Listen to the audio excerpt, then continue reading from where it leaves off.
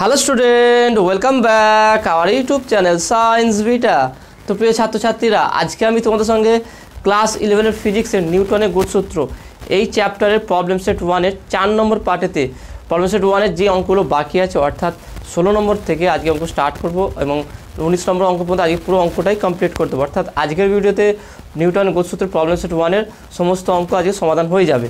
তা আজকে আমি চেষ্টা করব সমস্ত অঙ্কগুলোকে সবথেকে সহজ করে ব্যাখ্যা সহকারে প্রত্যেকটা পয়েন্ট ক্লিয়ারভাবে তোমাদের বোঝানোর।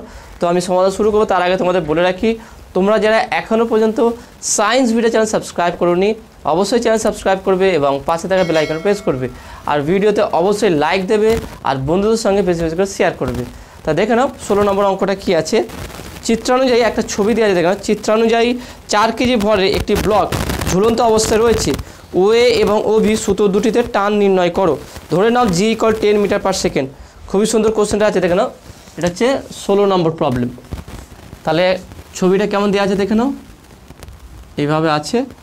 এখানে একটা ব্লক, এখানে একটা এইভাবে তারটা দেওয়া আছে, তাহলে এইভাবে দেওয়া আছে এখানটায়। তারপরে এর সঙ্গে আবার এখানটায় এরকম অ্যাঙ্গেল দেওয়া আছে। তাহলে এখানটায় বস্তুটা এইভাবে ঝুলন্ত অবস্থায় আছে, একটা বস্তু এইভাবে ঝুলন্ত অবস্থায় আছে। তো সেখানে এইটা হচ্ছে কত 60 ডিগ্রি আর এটাও হচ্ছে বলতো 60 ডিগ্রি, দুটোই 60 ডিগ্রি বলে দিচ্ছে। এটাও 60 ডিগ্রি, এটাও 60 ডিগ্রি। তাহলে এইটা এ আর এটা হচ্ছে বি। তাহলে এখানে টান এইটা, এখানে টান এটা। তাহলে এই এ আর বিতে টান কত হবে সেই টানটা কিন্তু নির্ণয় করতে বলেছে। এর ব্লকটা কত 4 কেজি, 4 কেজি। তাহলে এটা আমি এটা দিয়ে দিলাম। তাহলে এই ছবি আছে দেখেন। তাহলে বলেছে কি 4 কেজি ভরকে এই সুতো দিয়ে এইভাবে ছবি আকারে সাজানো বা ঝুলিয়ে দেওয়া হয়েছে। তাহলে এই এ সুতো এবং বি সুতোতে যে টানটা হবে সেই টানটা কত সেটা নির্ণয় করতে হবে। খুবই সহজে এটা ক্যালকুলেট করা যাবে। দেখে নাও, এটা আমরা উপাংশে বিভাজন করব। যেহেতু অ্যাঙ্গেল বরাবর আছে তাহলে অবশ্যই এটা উপাংশে বিভাজিত হয়ে যাবে। তাহলে উপাংশে যদি বিভাজন করি তাহলে কী হবে দেখে নাও। তাহলে এখানটা দেখে নাও, আমরা প্রথমে এইটা দেখব। তাহলে এটা যদি আমরা এইভাবে উপাংশ, যেহেতু এই দিক বরাবর আছে টানটা, তাহলে এখানে উপাংশ বিভাজিত হবে, এখানে এইটা উপাংশ বিভাজিত হবে। এবার এই টানটাকে যদি আমি T1 বলি, ওকে, তাহলে এটা 60 ডিগ্রি হলে এইটাও 60 ডিগ্রি হবে, ওকে 60 ডিগ্রি হবে। তাহলে তাহলে এটা হচ্ছে T1 cos 60 ডিগ্রি, এইটা হচ্ছে কি T1 sin 60 ডিগ্রি। এটা পেয়ে গেল। ভালো করে বুঝে নাও, উপাংশটা ভালো করে বুঝে নাও, তারপরে এগুলো সব সহজেই করতে পারবে। নেক্সট দেখে নাও, তাহলে T1-এর জন্য এটাকে আমি যদি T1 বলে দিই, আমি লিখে দেবো এখানটায় T1। তাহলে T1-এর জন্য দুটো উপাংশ হবে, একটা অনুভূমিক উপাংশ, একটা লম্ব উপাংশ। তাহলে এটা হচ্ছে T1 cos 60 degree, T1 sin 60 degree. এবারে এই বি এর জন্য কী হবে দেখো, এটাও দুটো উপাংশ ভেঙে যাবে। এই উপাংশটা কোন দিকে হবে দেখো, একটা এই দিক বরাবর হবে আর একটা উপাংশ এই নিচের দিকে হবে। তাহলে এটা 60 ডিগ্রি হলে দেখে নাও, যদি এটা 60 ডিগ্রি হয় তাহলে আমি বলতে পারি, এখানে ছবিতে বলেছে কি 60 ডিগ্রি হচ্ছে কোনটা, এটা, ওকে। তাহলে এটা 60 ডিগ্রি হলে তাহলে এটা আমি বলতে পারি কি T1 এটা হচ্ছে T2, এটা ধরলাম T2, তার T2 cos 60 ডিগ্রি আর এটা হচ্ছে কি দেখে নাও T2 sin 60 ডিগ্রি, ওকে। এইভাবে ভেঙে দিলাম। দেখো এটা T2, কারণ দেখে নাও যার সঙ্গে অ্যাঙ্গেল করে থাকে সেইটাই অনুভূমিক হবে। তা যেহেতু এর সঙ্গে অ্যাঙ্গেল করে আছে, তাহলে এখানে যদি দুটো উপাংশ বিভাজন করি, এখানে এর লম্বটা এটা যদি মানে আমার T2 হয় তাহলে এখানে দুটো উপাংশ হবে, এই উপাংশ আর এই উপাংশ। তাহলে এর সঙ্গে কোন করেছে মানে এটা হচ্ছে cos হবে, তাহলে অনুভূমিক হবে এটা। তাহলে এটা অনুভূমিক উপাংশ হলে এটা হবে কি T2 cos 60 ডিগ্রি আর যে T2 sin 60 ডিগ্রি। এবার আমরা উপাংশগুলোকে নির্বাচিত করব যে কীভাবে কোনটা হবে বা কার সঙ্গে ইকুয়াল হবে। আর এই বস্তুর জন্য নিজস্ব একটা ওজন কোন দিকে কাজ করবে, নিচের দিকে, সেটা হচ্ছে mg। তাহলে আমরা T1 আর T2 দুটো করে আলাদা করে যে উপাংশগুলো আছে সেই উপাংশগুলোকে সমান করব।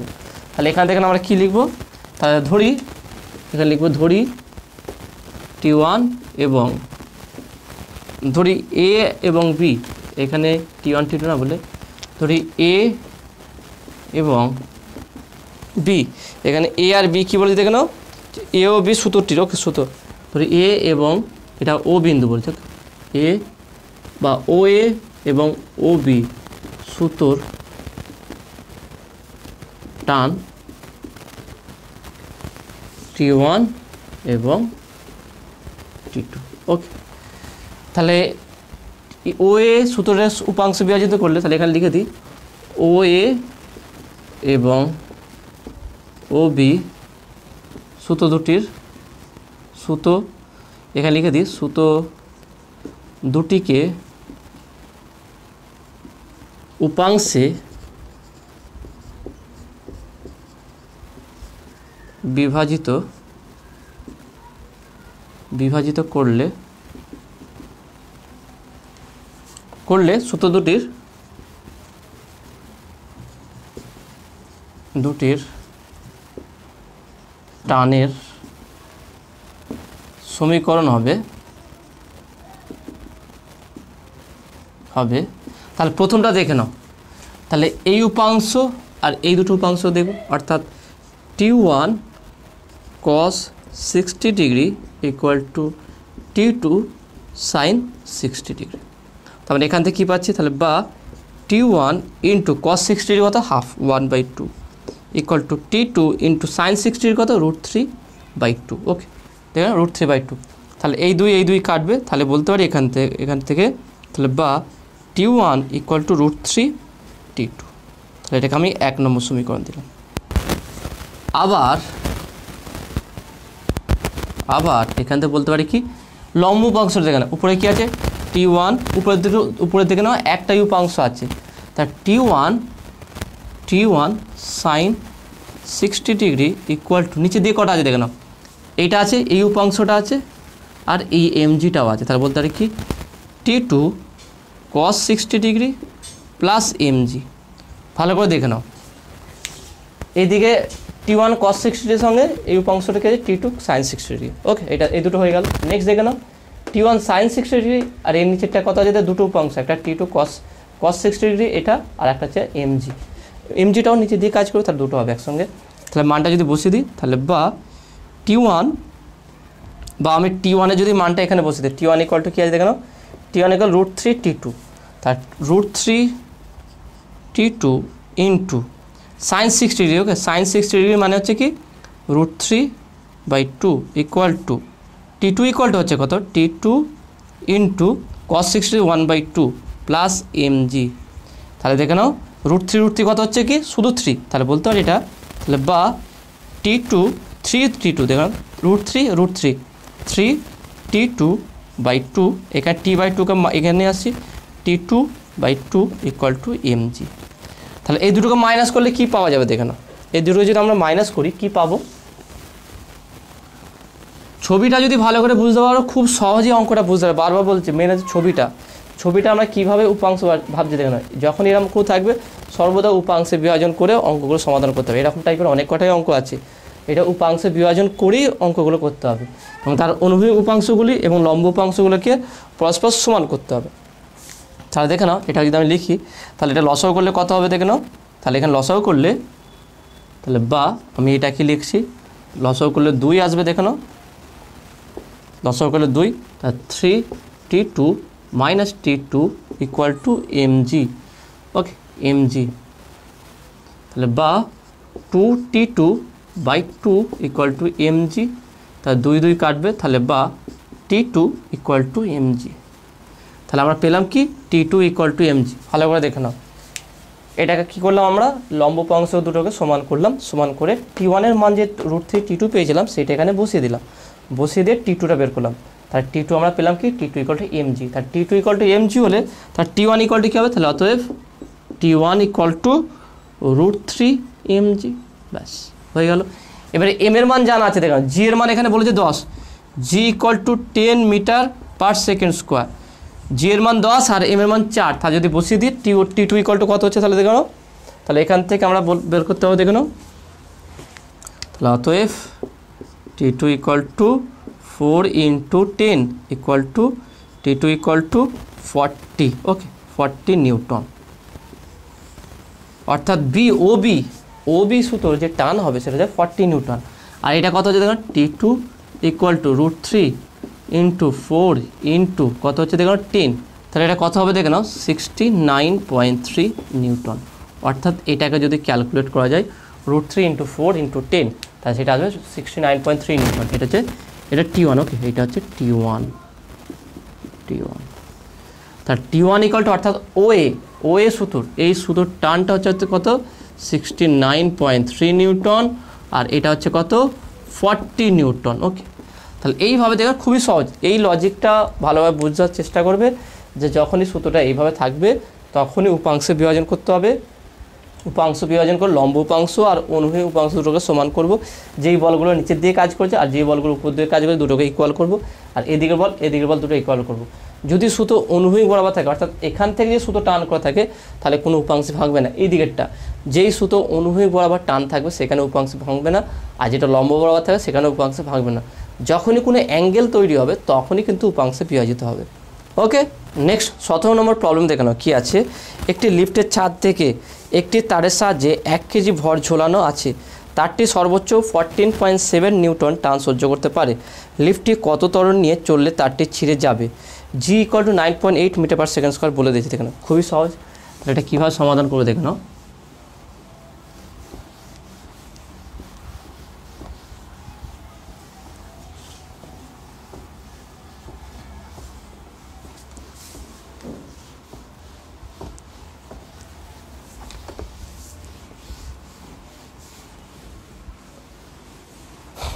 তো প্রবলেম নাম্বার 17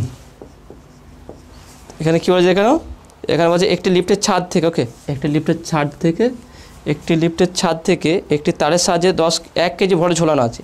মানে এখান থেকে তার একটা লিফট আছে। ওকে, এখানে ধরলাম একটা লিফট আঁকছি। ওকে, এটা একটা লিফট আছে। এর ছাদ থেকে বা এখান থেকে একটা m = 1 কেজি 1 কেজি ভর একটা ঝোলানো অবস্থা আছে। ওকে, 1 কেজি ভর একটা ঝোলানো অবস্থা আছে। তারটি সর্বোচ্চ টান 14.7 নিউটন। ওকে, সর্বোচ্চ টান বলেছে, অর্থাৎ বস্তু যদি এতে ঝোলানো থাকে তাহলে এই দিকে তার mg ওজন কাজ করবে, আর সুতোর উপর দিকে কী কাজ করবে, এটা টান টি কাজ করবে। ওকে, এই টিটা বলছে 14.7 নিউটন, এটা বলে দিয়েছে। তারপরে কী বলেছে দেখে নাও, লিফটটি কত ত্বরণ নিয়ে চললে তারটি ছিঁড়ে যাবে। তাহলে কত ত্বরণে চললে তারটি ছিঁড়ে যাবে সেটা বের করতে হবে। দেখে নাও, তাহলে এটা আমরা কীভাবে বের করে দেখে নাও। তাহলে এখানে লিখি ধরি তারটির ত্বরণ, ধরি লিফটটির ত্বরণ হচ্ছে এ। ওকে, এ মিটার পার সেকেন্ড স্কোয়ার। তাহলে দেখে নাও, ভালো করে বোঝার চেষ্টা করো। বস্তুটির ভর কোন দিকে কাজ করছে দেখে নাও, নিচের দিকে। বস্তুটির ভর নিচের দিকে কাজ করছে। টানটা কোন দিকে কাজ করছে, উপর দিকে। লিফটে যাচ্ছে উপর দিকে, এ ত্বরণে উপর দিকে যাচ্ছে। তাহলে কী হবে দেখে নাও, তাহলে আমি বলতে পারি যেহেতু টানটা বেশি টি মাইনাস mg, ভালো করে দেখে নাও, টি মাইনাস mg, টানটা উপর দিকে, তার লব্ধি বলটা দেখে নাও, টি টানটা সুতোর টানটা উপর দিকে আছে 14.7, টি মাইনাস mg মাইনাস হলো কারণ নিচের দিকে কাজ করছে। তাহলে এই দুটোর মাইনাস করে যেই বল পাবো সেই বলের জন্য এই লিফটটা উপর দিকে উঠছে, অর্থাৎ এম এ। তাহলে বা এখানে আমাকে কী বের করতে পারছে, লিফটের ত্বরণ কত হবে। তাহলে বা বলতে পারি যে এ = বা এম এ, আমি একটা ঘুরে লিখছি এটাকে, M A = T minus mg। তাহলে বা এ = যদি এম দিয়ে ভাগ করতে টি মাইনাস mg বাই এম। তাহলে এখানে একটা কাজ করছি, তাহলে বা এ = টি বাই এম মাইনাস এম কেটে যাবে জি। এবার দেখে নাও, ম্যাক্সিমামের ক্ষেত্রে বলছে ম্যাক্সিমাম এখানে অ্যাক্সিলারেশন কত, মানে এর থেকে বেশি হলে কিন্তু তারটা ছিঁড়ে যাবে। তাহলে সর্বোচ্চ ত্বরণ, অতএব সর্বোচ্চ ত্বরণ সেটা কী হবে দেখে নাও, এ ম্যাক্সিমাম = ম্যাক্সিমাম টান হবে maximum divided by M minus G. তাহলে ম্যাক্সিমাম টান কত বলেছে দেখুন, টিটা কত বলেছে 14.7। দেখেন কোশ্চেনে বলে দিয়েছে 14.7, এর থেকে যদি বেশি হয়ে যায় তার তারটা ছিঁড়ে যাবে, সর্বোচ্চ এই টান সহ্য করতে পারবে। তাহলে বলতে পারি কি 14.7 বাই এমটা কত বলেছে দেখেন 1 কেজি মাইনাস 9.8। তাহলে বলতে পারি 14.7 মাইনাস 9.8। তাহলে এটাকে মাইনাস করলে কত হবে দেখে নাও, তাহলে 14.7 9.8। তাহলে 8 থেকে কয় 17, ওকে, তাহলে 8 8 16, তাহলে 9 হবে। তাহলে 9 পয়েন্ট, এখানে 1 চলে গেলে কত থাকে 3 থাকে, তাহলে 9 থেকে কয় 13 4, ওকে, তাহলে 4.9। তাহলে এখানে কত বাজে দেখো 4.9, দেখে নাও এই ম্যাক্সিমামটা কত পেলাম আমরা 4.9 মিটার পার সেকেন্ড স্কোয়ার।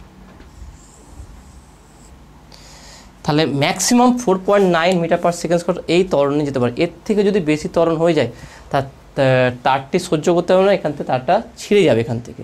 তাহলে সর্বোচ্চ যেই ত্বরণ নিয়ে লিফটটা উপর দিকে যেতে পারবে বা যেই টানটা সহ্য করতে পারবে সেটা হচ্ছে যেই ত্বরণ 4.9 মিটার পার সেকেন্ড স্কোয়ার। কোশ্চেনে দেখেন কী বলছে, লিফটটি কত ত্বরণ নিয়ে চললে তারটি ছিঁড়ে যাবে। তাহলে যদি লিফটটি 4.9, ভালো করে শুনলাম, লিফটটি যদি 4.9 মিটার পার সেকেন্ড স্কোয়ার এর থেকে বেশি ত্বরণে যায় তাহলে অবশ্যই তারটি ছিঁড়ে যাবে। ওকে, এটা তাহলে লিখে নেবে। ওকে, তো আশা তুমি এটা বুঝতে পেরেছো। নেক্সট এবার দেখে নাও 18 নম্বর প্রবলেমটা কী আছে। 18 নম্বর অঙ্কটা কী বলছে দেখে নাও, এম ভরে একটি পাথরের টুকরো ভি বেগে, স্মল ভি বেগে মসৃণ বরফের তলের উপর দিয়ে গড়িয়ে আসছে। ওই তলের উপর দাঁড়ানো এম ভরের একজন বালক পাথরটিকে কুড়িয়ে নিল। বরফের তলের উপর দাঁড়ানো বালকটির কত প্রাথমিক বেগ অর্জন করবে? খুবই ইজি আছে, আর কনসেপ্টটা ক্লিয়ার করতে দেখো। অঙ্কটা ছোটো আছে কিন্তু কনসেপ্টটা তোমাকে ভালো করে বুঝতে হবে অ্যাকচুয়ালি কী বলেছে অঙ্কটায়।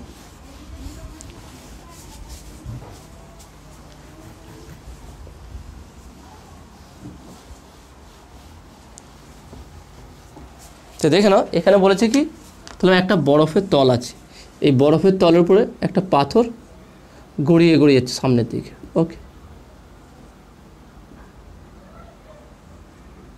এইভাবে গড়িয়ে যাচ্ছে, গড়িয়ে গড়িয়ে সামনের দিকে যাচ্ছে। কত বেগে? রৈখিক বেগ হচ্ছে স্মল ভি। স্মল ভি রৈখিক বেগে সামনের দিকে যাচ্ছে। একটা বালক এখানে দাঁড়িয়ে আছে। ওকে, দাঁড়িয়ে আছে। সেই কেউ যে এই পাথরটাকে কুড়িয়ে নিল প্রথম অবস্থায়। তাহলে প্রাথমিক অবস্থায় যখন পাথরটা গড়িয়ে গড়িয়ে যাচ্ছে বালকটার দিকে, তখন বালকটির বেগ কত ছিল? সেটা 0। তাহলে সেই বেগটাকে আমি ধরলাম ইউ ইকুয়াল টু 0। ভালো করে বোঝার চেষ্টা করো। যখন বালকটি পাথরটা কুড়িয়ে নেয়, অর্থাৎ একটা বরফের তলের উপরে মসৃণ তল আছে, তাহলে এখানে ফ্রিকশান ফোর্স এখানে কাজে আসবে না।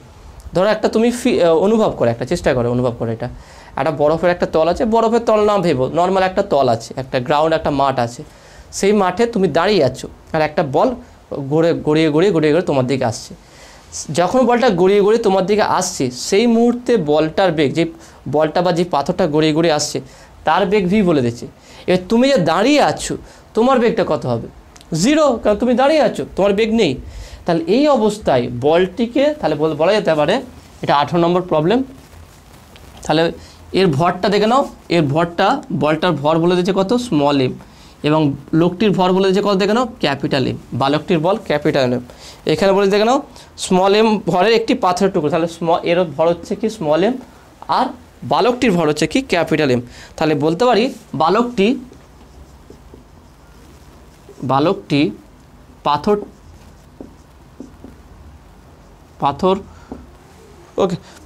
কুড়িয়ে নেওয়ার আগে, বালকটি পাথর কুড়িয়ে নেওয়ার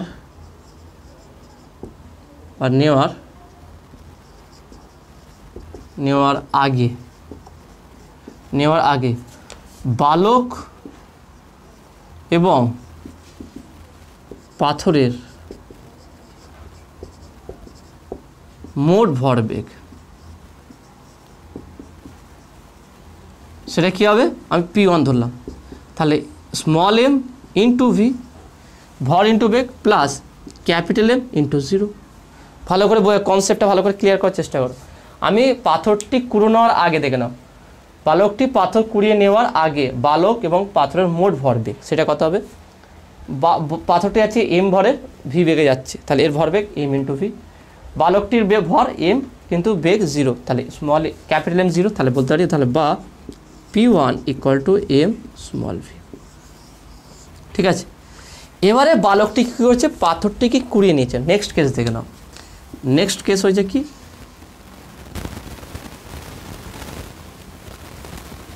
চলো এরম দিলাম আমি, অর্থাৎ তার হাতে পাথরটা আছে, পাথরটাকে সে কুড়িয়ে নিয়েছে। কুড়িয়ে নেওয়ার পর যেহেতু স্পিডে একটা দেখে নাও, একটা জিনিস আমরা যখনই বিশেষ করে ক্রিকেটে খেলতে দেখবে, যখনই কোনো বল আসে, মানে কেউ ব্যাটে মেরেছে তোমার কাছে আসে, তুমি ক্যাচ লুববে তার আগে দেখবে বলটা ধরার আগে হাতটাকে একটু স্পিডে করে নাও। কারণ কি, বলটা যেই বেগে আসছে তোমার হাতটা লাগলে তাহলে ওর একটা ভেলোসিটি থাকবে, সেই জন্য তোমার হাতে লাগতে পারে। যদি বলের সঙ্গে হাতটাও সেই স্পিডে থাকে তাহলে স্পিডে থাকার জন্য তাহলে হাতে লাগে না। সেই জন্য যে কোনো গতিশীল বস্তু দেখো, যে কোনো স্থির বস্তু থাকলেও একটা গতিশীল বস্তু ধাক্কা মারলে সেও গতিশীল হয়ে যায়। খুব বেশি বা কম, কম হয় বা বেশি হয় ডিপেন্ড করে বস্তুর ভরের উপর, কিন্তু তারও গতি সৃষ্টি হয়। একটা স্থির বস্তুর উপরে কোনো একটা গতিশীল বস্তু যদি এসে পড়ে যায় তাহলে সেই স্থির বস্তুটা গতিশীল হয়ে যাবে। তাহলে এখান থেকে পাথরটা মানে ভি বেগে আসছিল বালকটির দিকে, বালক কী করলো সেই বলটাকে কুড়িয়ে নিল, কুড়িয়ে নিয়ে তারও একটা প্রাথমিক বেগ থাকবে, সেই প্রাথমিক বেগটাকে আমি ধরলাম কি ক্যাপিটাল ভি, ওকে, বা V1 আমি ক্যাপিটাল ভি ধরলাম, ওকে। ধরি তাহলে এখানে লিখি, ধরি বালকটি পাথর কুড়িয়ে নেওয়ার পর, বা ধরি শুধু বালকটিকে পরে লিখবে, ধরি পাথর কুড়িয়ে নেওয়ার পর বালকটির বেগ ক্যাপিটাল ভি, ওকে, এটা ধরলাম বালকটির বেগ ক্যাপিটাল ভি। তাহলে এবার দেখলো, তাহলে বালকটি কি হচ্ছে বস্তুটাকে যে এই পাথরটা ছিল তার সেটাকে তুলে নিল, তা যখন তাকে কুড়িয়ে নিল তার আর বেগ থাকবে কি, ভালো করে বুঝে নাও। একটা বল আসছে, তুমি তাকে ধরে নিলে, ধরে নিয়ে তুমি দৌড়াচ্ছ, এবার তুমি দৌড়াচ্ছ, তাহলে আগে যে তোমার বেগটা ছিল 0, এখন কিন্তু বেগ আছে তোমার, এখন বেগ হয়ে গেছে ভি, তাহলে ভরটা আছে কি ক্যাপিটাল এম। এবার পাথরটা যে ছিল, যে পাথরটা ঘুরে ঘুরে আসছিল বালকটির দিকে, যার ভর ছিল এম, এখন কুড়িয়ে নেওয়ার ফলে তার বেগ কত হয়ে গেছে 0, তার মানে এর আর বেগ নেই। যদি আমি এটাকে V1 বলি সেটা 0, অর্থাৎ এখন মানে পাথরটা কুড়িয়ে নেওয়ার পর, পাথরটিকে কুড়িয়ে নেওয়ার পর পাথরের ভর এমই আছে, ভরের কোনো পরিবর্তন হবে না, কিন্তু বেগ 0 হয়ে গেছে। আর বালকটি যার বেগ 0 ছিল এখন তার বেগ হয়ে গেছে ক্যাপিটাল ভি, ভরটা এম। তাহলে এখন মোট ভরবেগ কত হবে, তাহলে এখানে বলতে পারি পাথর কুড়িয়ে নেওয়ার পর বালকটি, এখানে লিখে বালকটি পাথর কুড়িয়ে নেওয়ার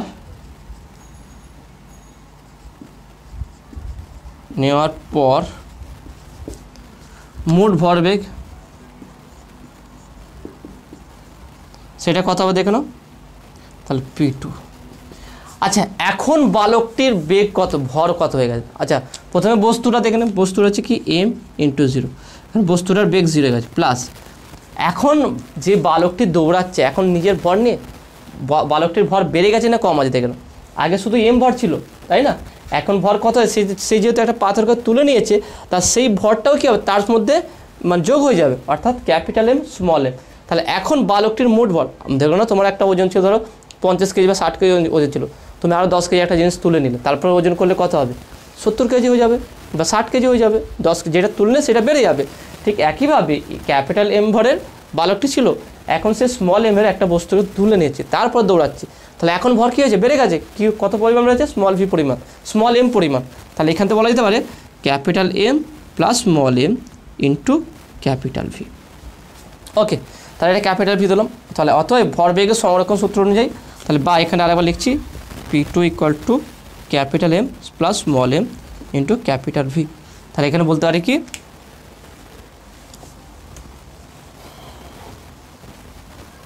তাহলে অতএব ভরবেগ সংরক্ষণ সূত্র অনুযায়ী কী হবে তাহলে দেখে নাও, তাহলে এখানে বলা যেতে পারে যে capital M plus small M into capital V equal to small m small v. তাহলে বা capital V equal to small m by capital M plus small M into v. তাহলে এটাই হবে বালকটির প্রাথমিক বেগ। তাহলে বালকটির প্রাথমিক যে বেগ অর্জন করবে সেই বেগটা কত হবে small m by capital M plus small M into small v. দেখে নাও এটাই অ্যান্সার আছে। এটা খুবই সহজ, কিন্তু কোনো টাফ নেই। প্রথমে কি বালকটি পাথর কুড়িয়ে নেওয়ার আগে ভরবেগ কত ছিল, বালকটি পাথর কুড়িয়ে নেওয়ার পর কত ভরবেগ হলো, দুটোকে ইকুয়াল করে দেবো, ব্যাস হয়ে যাবে। ওকে, তো আসলে তুমি এটা বুঝতে পেরেছো। নেক্সট এবং লাস্ট যে অঙ্কটা বাকি আছে সেটা কি 19 নম্বর অঙ্কটা। এই অঙ্কটা খুবই কনসেপচুয়াল আছে, ভালো করে তোমাদের বুঝতে হবে কিন্তু। কী বলেছে দেখে নাও, স্মল এম ভর ও এল দৈর্ঘ্য বিশিষ্ট একটি সুষম দণ্ড পি কিউ কোনো অনুভূমিক মসৃণ তলে রাখা আছে। একটি স্থির বল এফ কিউ বিন্দুতে কিউ পি বরাবর প্রয়োগ করা হলো। মনে করো আর বিন্দুতে দণ্ডটি এমনভাবে বিভক্ত যে পি আর এর দৈর্ঘ্য 4/5L হয়। পি আর অংশটি আর কিউ অংশের উপর কত বল প্রয়োগ করবে। খুবই কনসেপচুয়াল অঙ্কটা আছে, কিন্তু ভালো করে কনসেপ্টটা ক্লিয়ার করার চেষ্টা করবে। আমি চেষ্টা করব সব থেকে সহজ করে কীভাবে এই অঙ্কটা বোঝানো যায়। তো দেখে নাও কীভাবে হবে এটা।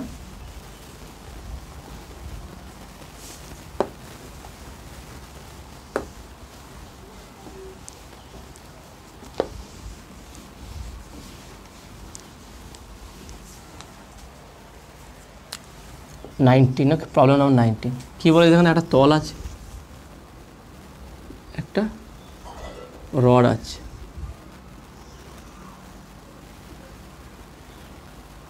এটা পি, এটা কিউ। কিউ বিন্দুতে এই দিকে এফ বল প্রযুক্ত করা হয়েছে। দণ্ডটির টোটাল দৈর্ঘ্য হচ্ছে ক্যাপিটাল এল, ওকে। আর এখানটায় একটা বিন্দুতে এটা আর বললাম, ওকে। আর জায়গা দুটো বিভক্ত করা হয়েছে, ওকে। এখান থেকে বিভক্ত হয়েছে, কী বলছে দেখো, এম ভর, টোটালটার ভর হচ্ছে কত, এম, অর্থাৎ এম পি কিউ ইকুয়াল, এটা হচ্ছে ভর হচ্ছে কি, টোটাল আমি এমই লিখলাম, ওকে। পি কিউটা, টোটাল পি কিউটার ভর হচ্ছে এম। তাহলে এম ভর ও এল দৈর্ঘ্য বিশিষ্ট একটু সুষম দণ্ড পি কিউ কোনো অনুভূমিক মসৃণ তলে রাখা আছে। একটি স্থির বল এফ কিউ বিন্দুতে, স্থির বল এফ কিউ বিন্দুতে প্রয়োগ করা হয়েছে। কিউ পি বরাবর প্রয়োগ করা হলো। মনে করো আর বিন্দুতে দণ্ড যদি এমনভাবে বিভক্ত হয়েছে, তাহলে এখানটায় এমনভাবে বিভক্ত হয়েছে, ওকে। পি আর এর দৈর্ঘ্য 4/5L হয়েছে, এখানে আছে 4/5L এর দৈর্ঘ্যটা। তাহলে পি আর এর দৈর্ঘ্য 4/5L, ওকে, হলো হয়। পি আর অংশটি এই অংশটি কিউ আর, ওকে, আর কিউ অংশের উপর কত বল প্রয়োগ করবে, অর্থাৎ এই পি আর এই যে অংশটা আছে, এই অংশটা আর কিউ অংশের উপরে কতটা বল প্রয়োগ করবে সেটা বের করতে বলেছে। তাহলে এখানটা একটা কাজ করব, আমরা এই দণ্ডটির প্রথমে রৈখিক ঘনত্ব বের করব। তাহলে এখানে বলতে হবে দণ্ডটির পি কিউ, দণ্ডটির ভর স্মল এম, পি কিউ দণ্ডটির দৈর্ঘ্য ক্যাপিটাল এল, ওকে। তাহলে অতএব পি কিউ দণ্ডটির রৈখিক ঘনত্ব, ওকে, ঘনত্ব, রৈখিক ঘনত্ব,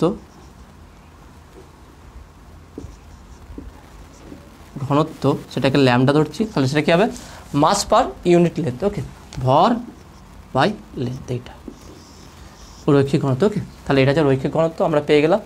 এবার দেখে নাও এখানে এর দৈর্ঘ্যটা বলেছে কত, এর দৈর্ঘ্যটা কত বলেছে দেখে নাও, 4/5L, ওকে। তাহলে এর ভর কত হবে এবং এর ভরটা কত, এইটুকুর ভর কত হবে।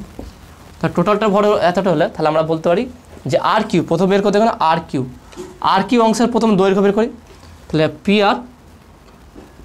পি আর দণ্ডটির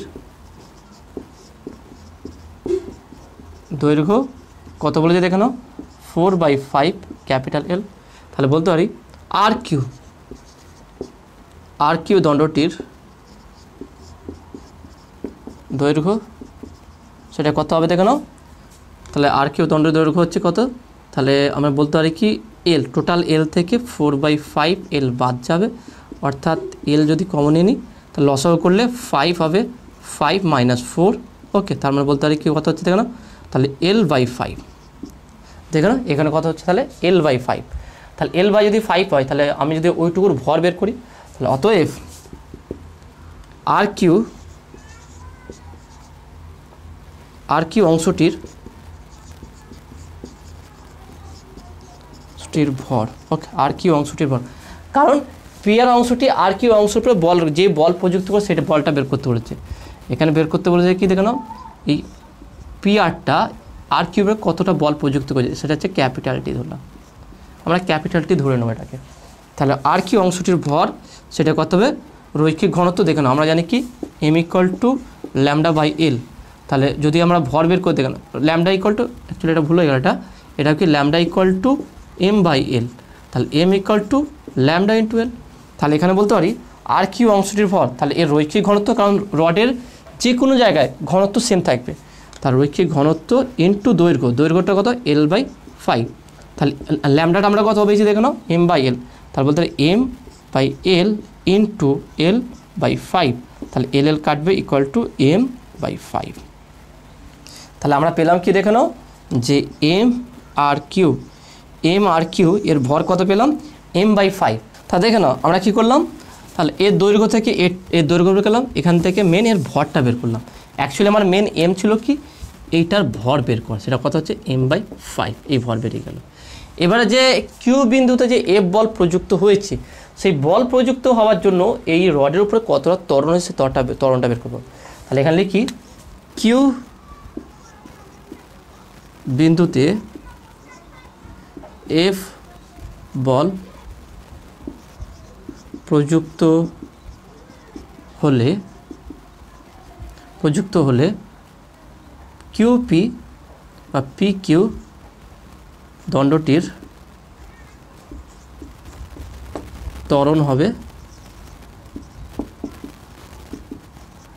সেটা কি দেখে নাও A equal to F by M, তাই না, A equal to F by M. তাহলে এটা একটু মনে রাখবে, এটা একটা আমি লিখলাম A equal to F by M.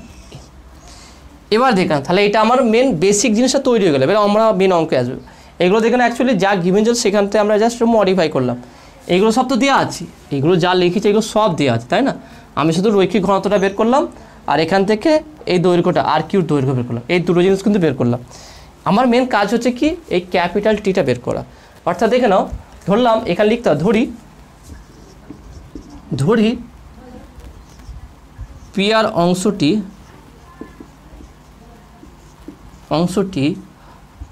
R Q অংশের উপর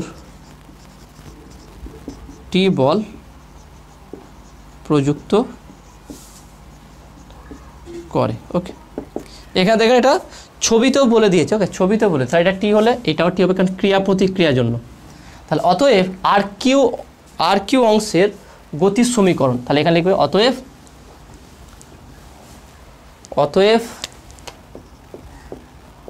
আর কিউ অংশের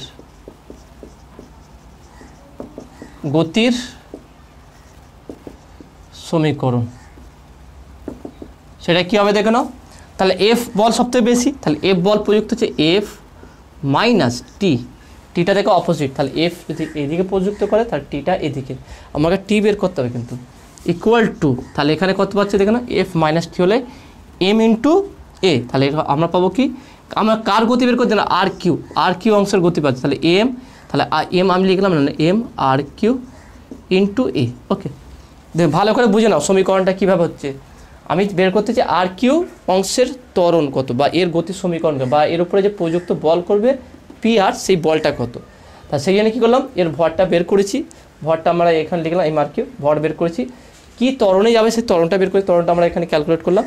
এবারে লব্ধি বলটা দেখে নাও, তা যদি টি বল প্রযুক্ত করে পি আর মানে অংশটি আর কিউ অংশের উপর, তাহলে অবশ্যই লব্ধি বল কী হবে এফ এদিকে প্রযুক্ত করছে, টিটা এই সামনের দিকে, তা দুটো মাইনাস এফ মাইনাস টি, সেটা কী হবে এম আর কিউ ইন্টু এ। ওকে, বল ইন্টু ত্বরণ, ভর ইন্টু ত্বরণ আমরা যেটা জানি। এবার দেখে নাও মানটা যদি বসিয়ে দিই তাহলে কি পাবো, তাহলে বা F minus T equal two, তাহলে এম আর কিউ হতো এম বাই 5 ইন্টু এটা কত পেয়েছি দেখে নাও এফ বাই এম, তাহলে এম কাটবে, তাহলে বা বলতে পারে কি এফ একটা কাজ করছে এটাকে এদিকে নিয়ে চলে আসছে মাইনাস এফ বাই 5, দেখুন এম কাটবে, তাহলে এফ বাই 5 ইকুয়াল টু টি, তাহলে কত হবে দেখে নাও, তাহলে বা টি ইকুয়াল টু এটা লসও করলে 5 এফ মাইনাস এফ, তাহলে বা টি ইকুয়াল টু 4f বাই 5, দেখে নাও 4f বাই 5, তাহলে এখানে কত আসলে দেখে নাও 4f বাই 5। ওকে, তাহলে এটাই হচ্ছে অ্যান্সার, তাহলে খুবই ইজি ছিল। তাহলে মেন হচ্ছে দেখে নাও, তাহলে আমরা যখন এরকম কোনো প্রবলেম দেবে সেখান থেকে করবো যে যার মোশন বের করবে তার ভর বের করবে রৈখিক ঘনত্বের কনসেপ্টে, কারণ দুটোর ঘনত্ব সেম থাকবে একই রড হলে। তাহলে ঘনত্ব পেয়ে গেলাম। এবারে এফ বল প্রযুক্ত করার জন্য যদি ভর বলে দেয় তো টোটাল ত্বরণ বের করবো। তাহলে লব্ধি বল কী হবে, এফ এদিকে টি এদিকে F minus T equal to M A. ব্যাস এম এর মান বসাবো, টি এর এর মান বসাবো, বসিয়ে দিয়ে সেখান থেকে টিটা বের করবো। খুবই সহজ আছে। ওকে, তো আসলে তুমি এটা বুঝতে পেরেছো। তাহলে দেখো আজকে নিউটনের গতিসূত্রের প্রবলেম সেট 1-এর সমস্ত অঙ্ক সমাধান করে দিলাম। কেমন লেগেছে সেটা তোমরা অবশ্যই কমেন্টে জানাবে। নতুন থাকলে অবশ্যই সায়েন্স ভিডিও চ্যানেল সাবস্ক্রাইব করবে এবং পাশে থাকা বেল আইকনে প্রেস করবে। আর ভিডিওতে অবশ্যই লাইক দেবে আর বন্ধুদের সঙ্গে বেশি বেশি করে শেয়ার করবে। তো দেখাবে নেক্সট ভিডিওয়। Have a nice day.